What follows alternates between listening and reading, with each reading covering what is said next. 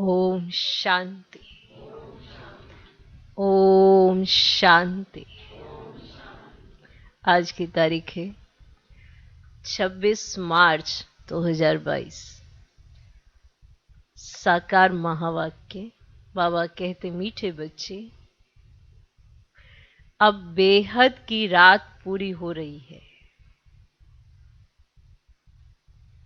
अब बेहद की रात पूरी हो रही है। दिन आने वाला है।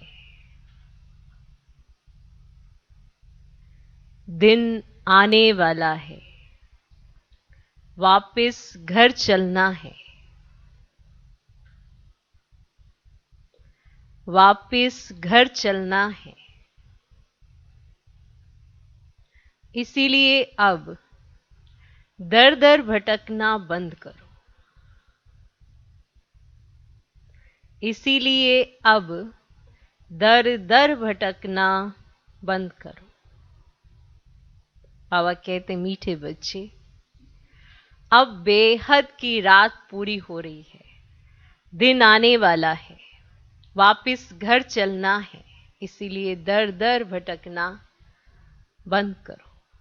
आज का प्रश्न, किस प्रैक्टिस के आधार पर, किस प्रैक्टिस के आधार पर तुम बच्चे सर्विस बहुत अच्छी कर सकते हो?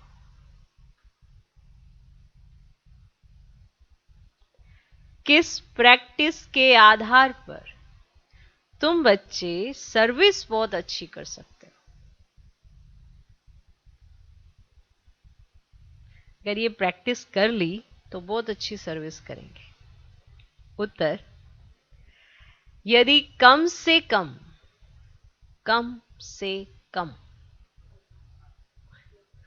8 घंटे तक याद बनी रहे, कम से कम, यदि कम से कम 8 घंटे तक याद बनी रहे, यह प्रैक्टिस हो जाए,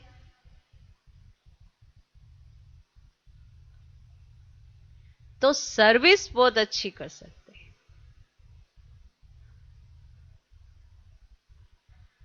क्योंकि याद से ही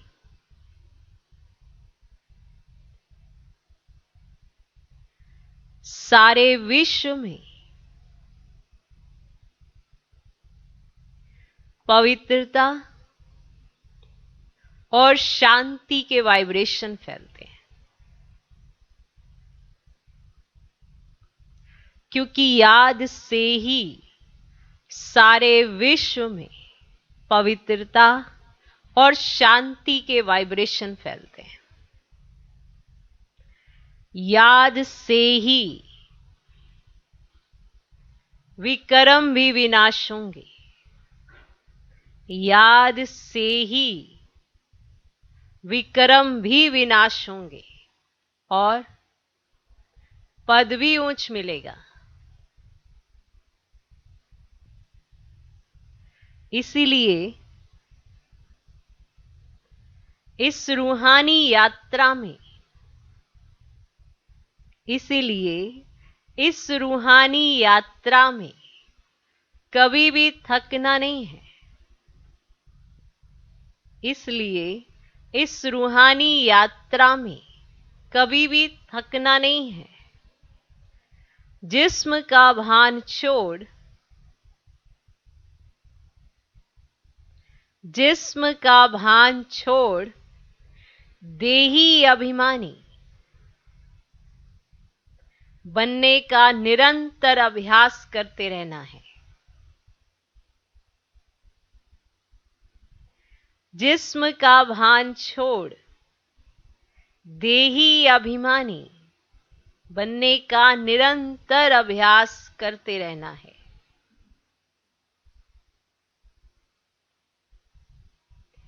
तो किस प्रैक्टिस के आधार पर तुम बच्चे सर्विस बहुत अच्छी कर सकते हो? उत्तर, यदि कम से कम 8 घंटे तक याद बनी रहे, ये प्रैक्टिस हो जाए, तो सर्विस बहुत अच्छी कर सकते। क्योंकि याद से ही सारे विश्व में पवित्रता और शांति के वाइब्रेशन फैलते हैं। याद से ही विक्रम भी विनाश होंगे और पद भी ऊंच मिलेगा। इसीलिए इस रूहानी यात्रा में कभी भी थकना नहीं है। जिस्म का भान छोड़ देही अभिमानी बनने का निरंतर अभ्यास करते रहना है। ओके, आज का गीत है, क्या गीत होगा? रात के राही थक मत जाना। ओम शांति। बच्चों ने सावधानी सुनी? सावधानी सुनी? बाप ने बच्चों को सावधानी दी कि हे रात के राही थक मत जाना, क्योंकि अब तुम्हारे लिए दिन आ रहा है। यह है बेहद की रात और दिन।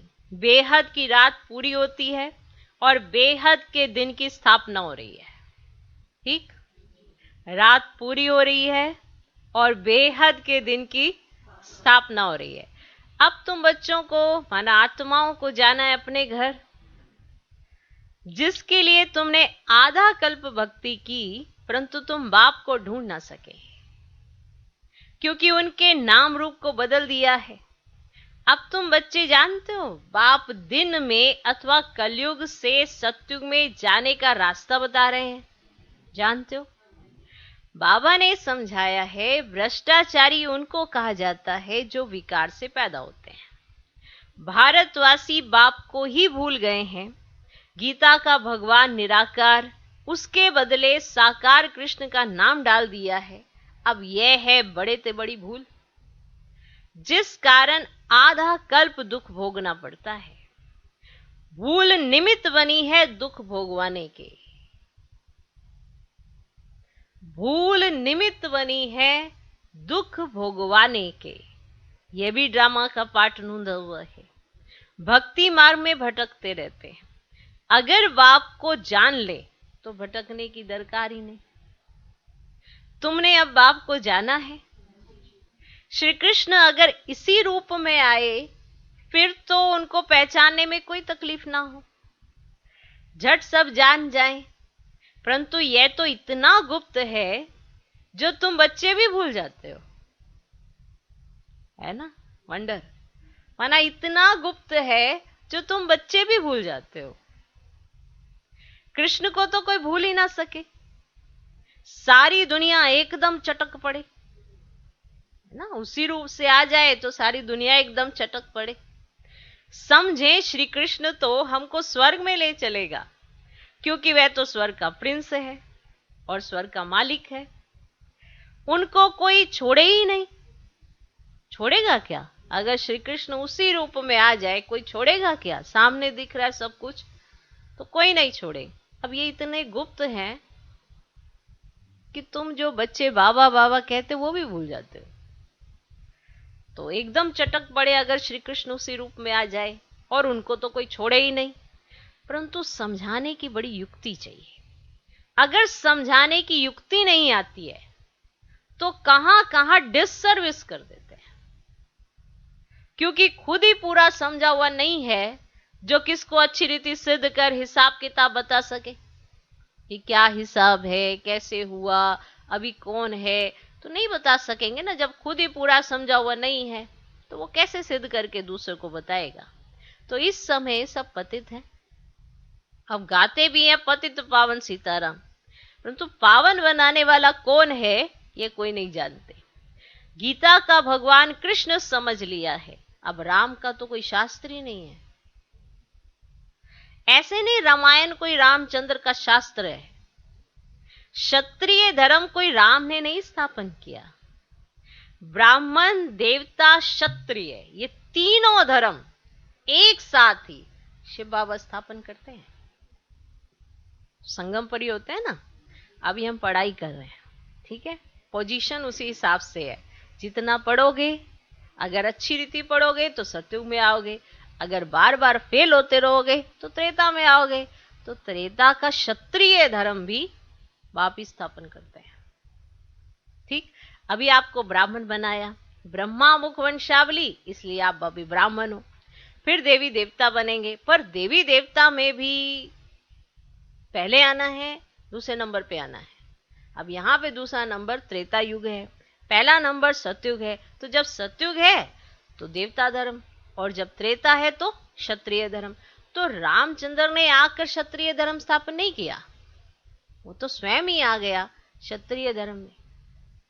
ठीक, तो बाबा ने आकर तीनों धर्म की स्थापना की, ब्राह्मण, देवता, क्षत्रिय, एक साथ माना पढ़ाया, और जो समझा वो देवता, जो नहीं समझा, जो बार बार फेल होता रहा, वो क्षत्रिय। अब तुम्हारे में भी थोड़े हैं जो इस बात को समझ सकते हैं। राजा रानी तो एक होता है, बाकी प्रजा और दास दासियां तो अनेक बनते हैं, अनेक। आगे राजाओं के पास ढेर दास दासियां थी, कोई बहलाने के लिए, कोई डांस करने के लिए। डांस का शौक तो वहां भी बहुत ही रहता है, बाकी राजा रानी बहुत थोड़े निकलते हैं जो अच्छी रीति समझ और समझा सकते हैं। तो डांस का शौक वहां भी बहुत ही रहता है। तो बाबा कहते हैं यहां भी सबको रास का बड़ा शौक होता है ना। तो बाकी राजा रानी बहुत थोड़े निकलते हैं जो अच्छी रीति समझ और समझा सकते हैं। अब प्रदर्शनी की सर्विस से मालूम पड़ जाता है कि कौन कौन अच्छी रीति समझा सकते हैं। जब प्रदर्शनी लगती है ना, तो वहां पे सबका पता चल जाता है कि कौन समझा सकता है, कौन नहीं समझा सकता। अगर नहीं भी आता तो जो समझा रहा है उसके साथ साथ होने से समझ में आ जाता है कि क्या समझाना। तो पहली बात यह समझानी है कि भगवान को ना जानने के कारण सर्वव्यापी कह दिया।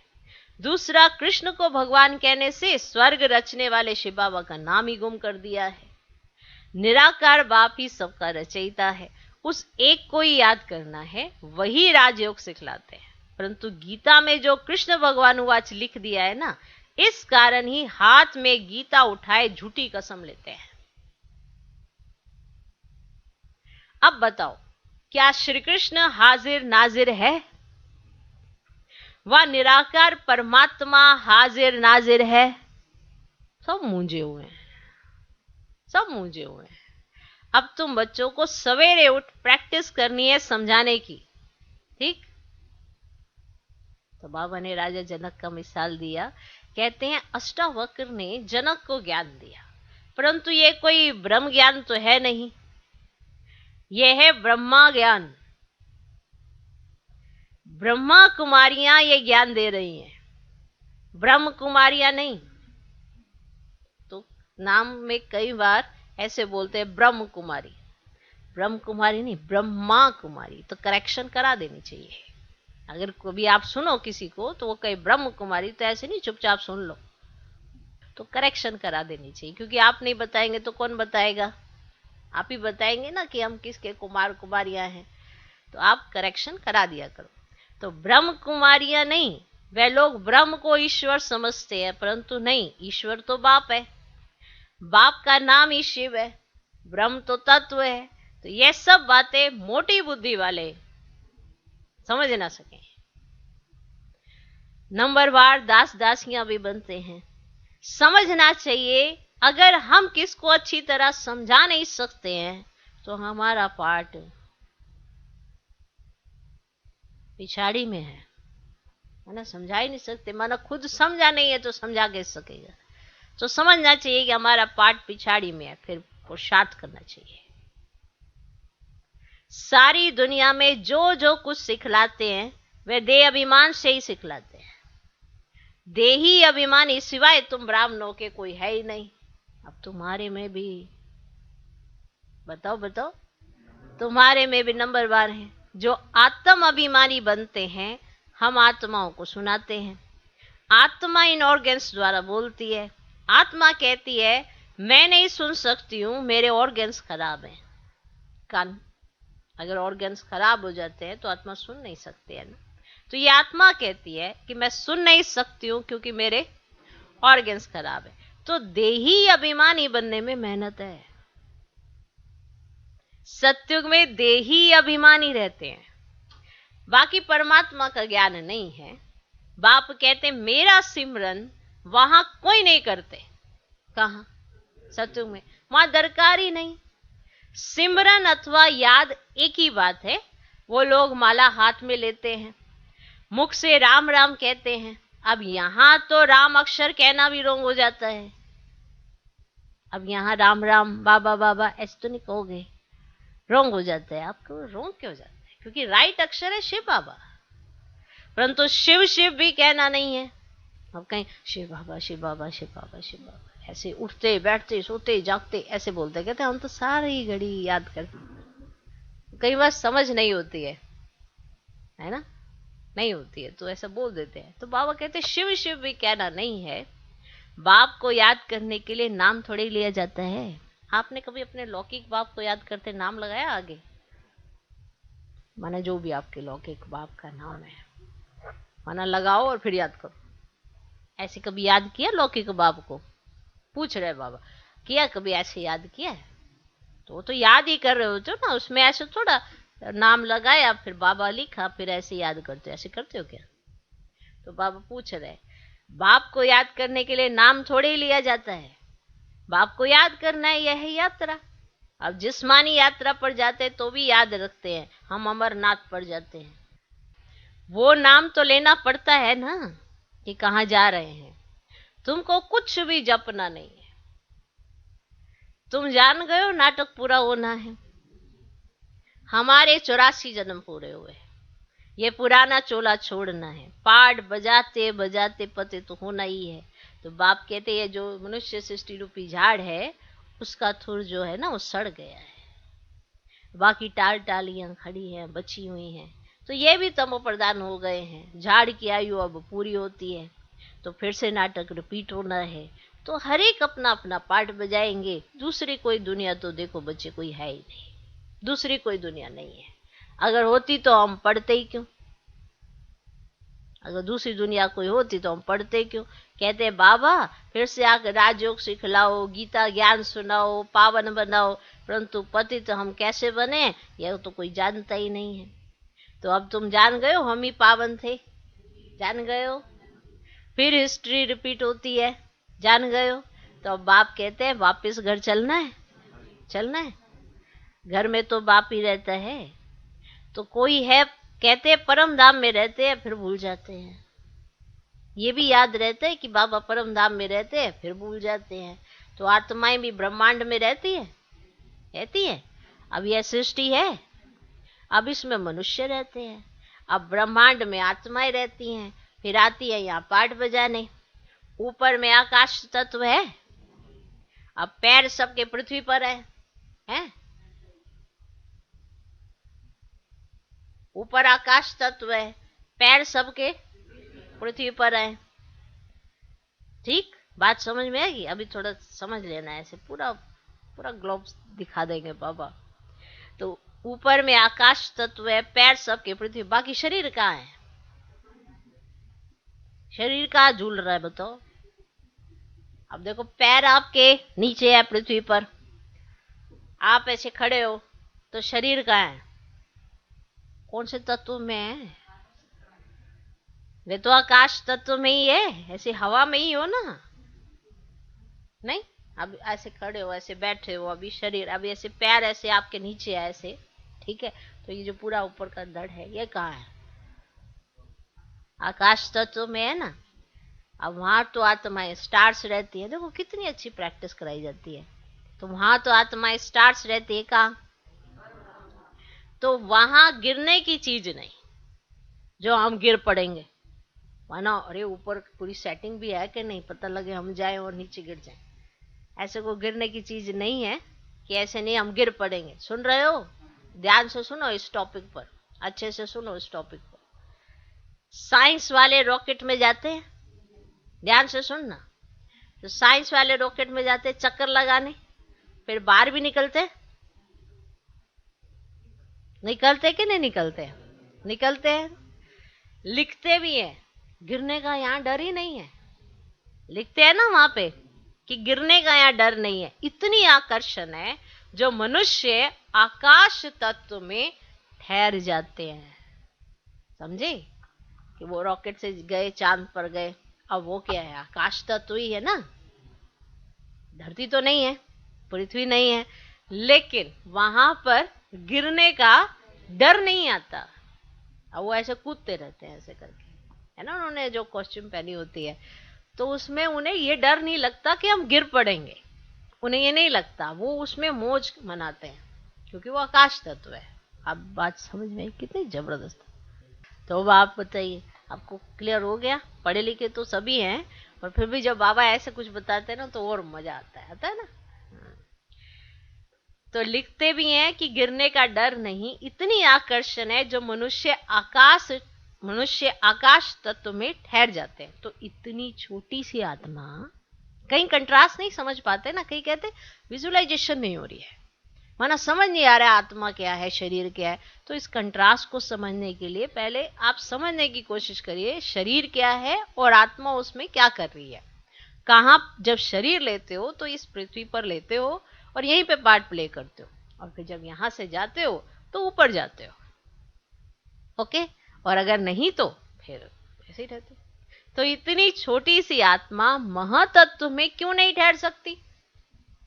ये पूछते हैं ना कि कैसे ऊपर रुकेगी, बना उसको चिपकन वगैरह रखी है, कोई गोंद वगैरह लगाई है कि नहीं वहां पे, वरना कैसे ठहरेगी, कुछ है कि नहीं है वहां पे। तो इतनी छोटी सी आत्मा महातत्व में क्यों नहीं ठहर सकती? रहने का स्थान वहां ही है।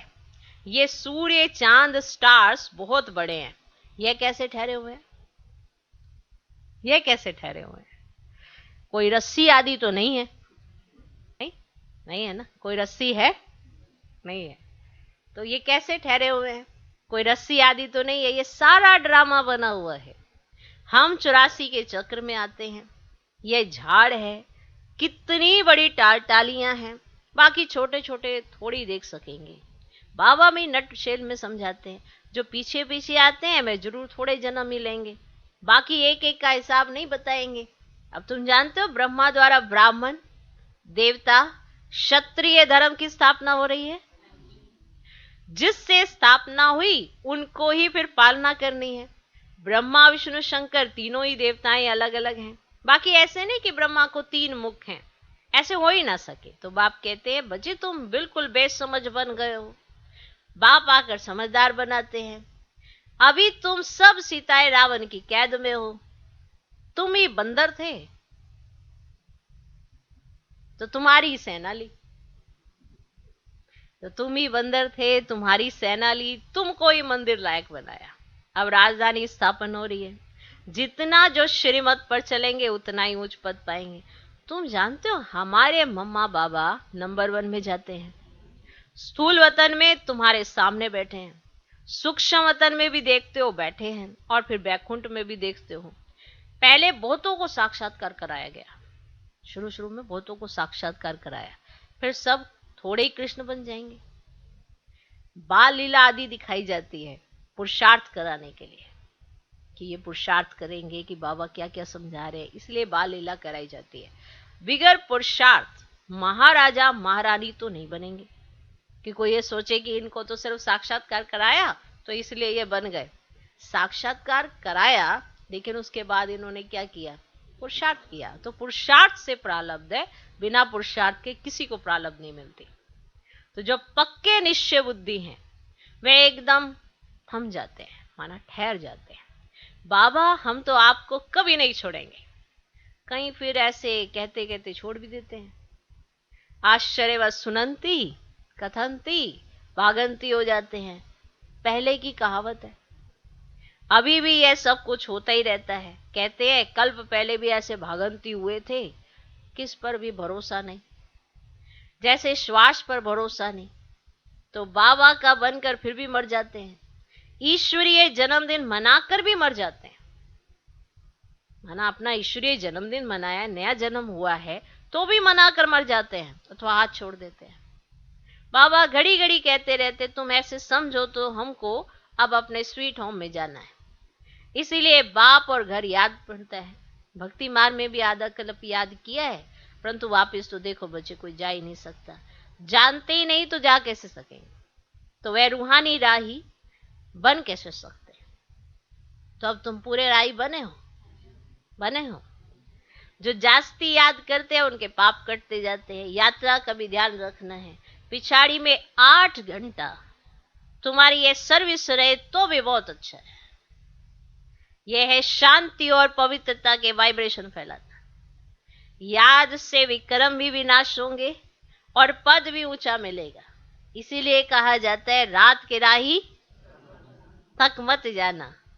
रूहानी घर को याद करना है, रूह को अब जाना है, जिस्म का भान छोड़ना है, देही अभिमानी बनना है, और यह है याद की यात्रा।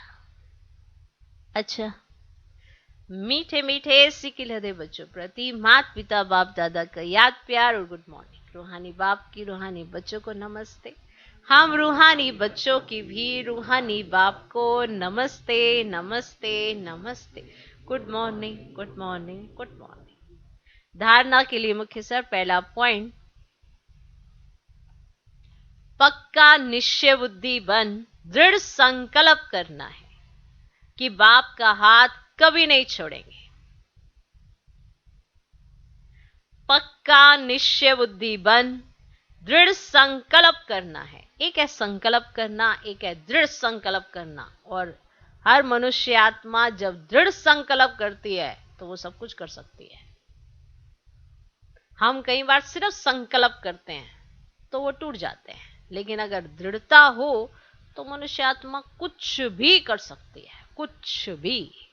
इसीलिए निश्चय बुद्धि बनो और दृढ़ संकल्प करो कि बाप का हाथ कभी नहीं छोड़ेंगे।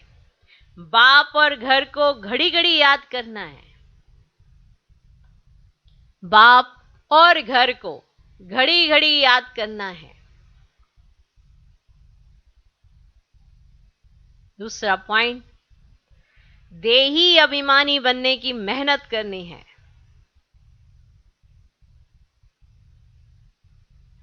देही अभिमानी बनने की मेहनत करनी है। 5 विकारों रूपी रावण की कैद से,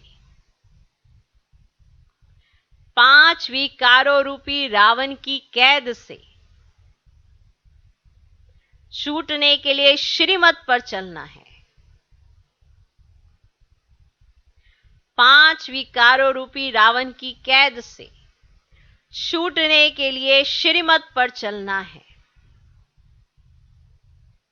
मंदिर लायक बनने का पुरुषार्थ करना है। मंदिर लायक बनने का पुरुषार्थ करना है। देही अभिमानी बनने की मेहनत करनी है। 5 विकार रूपी रावण की कैद से छूटने के लिए श्रीमत पर चलना है। मंदिर लायक बनने का पुरुषार्थ करना है। फिर से सुन लो, पक्का निश्चय बुद्धि बन दृढ़ संकल्प करना है कि बाप का हाथ कभी नहीं छोड़ेंगे।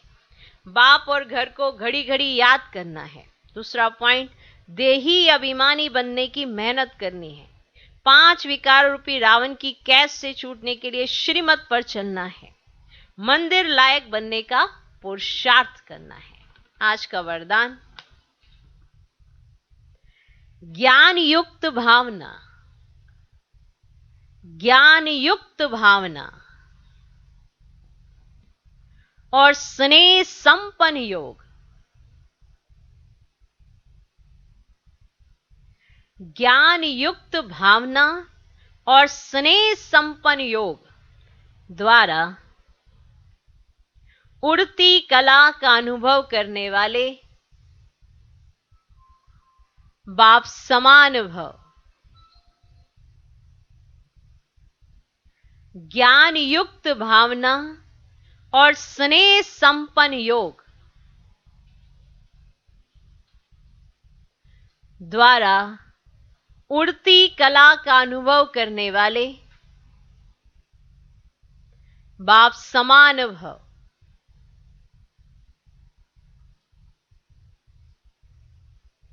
ज्ञान युक्त भावना और स्नेह संपन्न योग।